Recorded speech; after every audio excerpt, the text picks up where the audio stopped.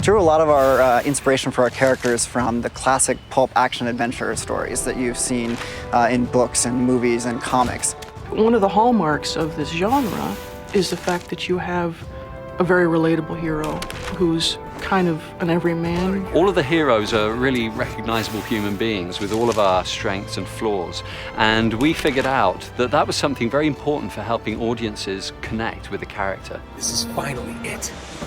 It's not just the fact that you have chases and gunfights and a heroine and all this other kind of stuff. It's the fact that the characters are real people. They can make mistakes, but be heroic.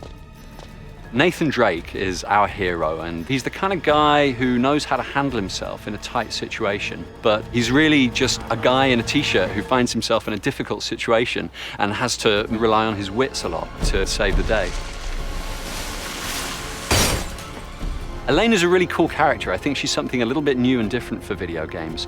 She's a bright, self-sufficient young woman. She's very curious. She has this strong intellectual drive, has a kind of unconventional beauty. And there's this immediate chemistry between her and Nathan that really helped drive the story forward. What's going on? Birds. Pirates. Then there's the character of Victor Sullivan. He's kind of that guy's guy adventurer. He's the consummate con man in a world of con men. There's nothing here, Nate. Let's just keep that between us.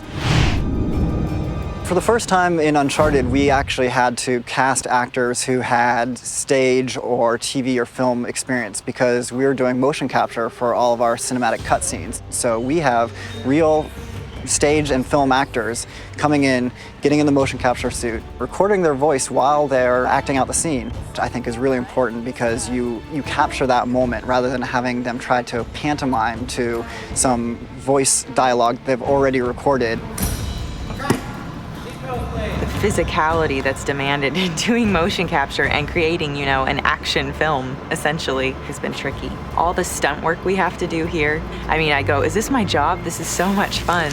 But at the same time, the next day, I'm like, oh my word, I am so incredibly sore. Well, I think the coming together of film, stage, and video and games is happening right here on the mocap stage. I really staged things as if I was doing a play or a scene from a movie. I had no experience. I was flying by the seat of my pants the whole time, scared to death, and having a great time. In front of a camera for film or for TV, you've got a set, and the other actors that are there with you are in their costumes. Here, you all look very silly. You look like you're wearing a wetsuit with dots on it. And so it really requires you to exercise your imagination even more. It's like the three of us have this treehouse that we built and we're doing missions, and it really makes you feel like you're on an adventure. I have a 7-year-old little boy who asked me, Dad, what do you do?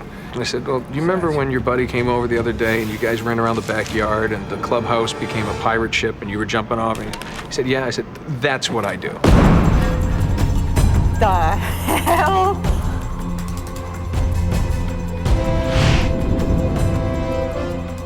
This is not a period historical adventure, it's a contemporary adventure.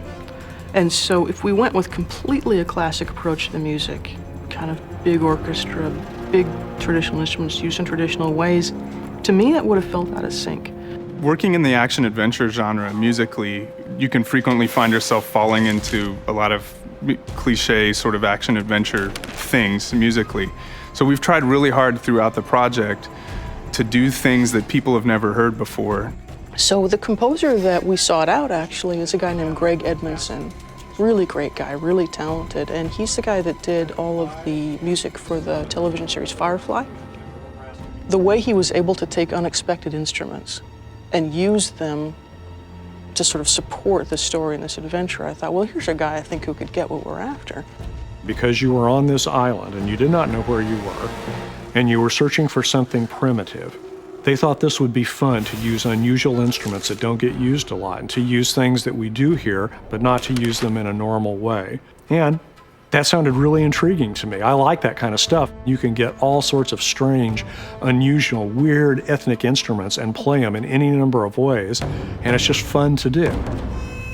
he left a lot of room in the music, and he infused a lot of rhythmic excitement into the music so that it's both engaging melodically and texturally, but it's also very malleable for us in post. We can shape it to the world and let the world breathe and let the sounds of the jungle come through.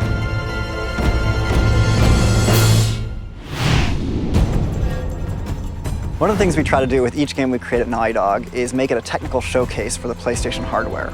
So we've got a team of the best engineers in the industry working on this game, and I think we're really going to set the bar for PlayStation 3. We wanted this game to be fun with a ton of different interactions, a ton of different mechanics, but at the same time, we wanted a really good story. To have Drake be a real guy, a character, somebody that I can play, that I can interact with.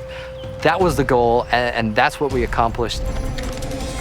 We've created a contemporary action adventure set in the real world. It's not a fantasy game. It's very much rooted in the reality that we all know. And yet, we really recapture all the romanticism in the original sense of telling a tale of heroic actions. So all of this stuff is really coming together to lend an incredible reality to our player character that I think audiences have really connected to.